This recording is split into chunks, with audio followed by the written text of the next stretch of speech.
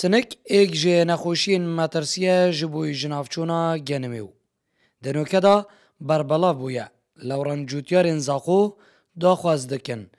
که درمان و نخوشیه بوان بهتا دابین کرن. بریا برهم وان جناف بچید.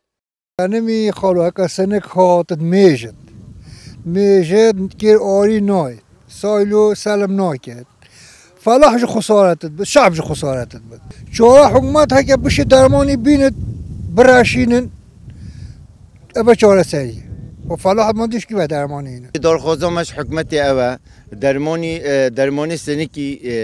بینن و هیچ ویگو که توزیع کنن سر فلاحه و تیمت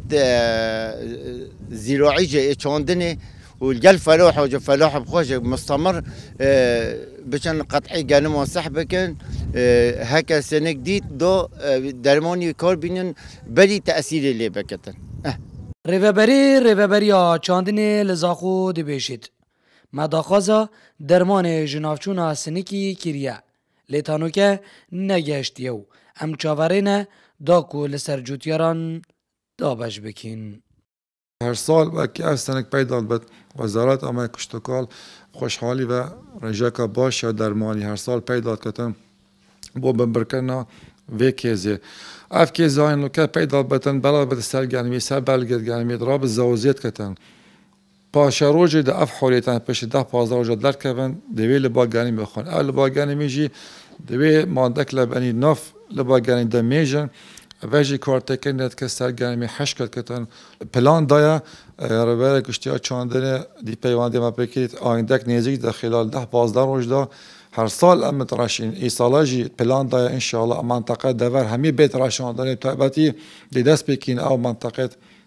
گلک سنک لی پیدا بینه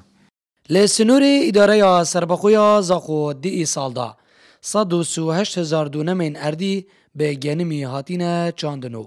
سالانه پیدوی به زیدتریا 400 میلیون باران بارینه و لی سرارای سرهلدانا سنکی تانوکه 224 میلیون باران بارینه و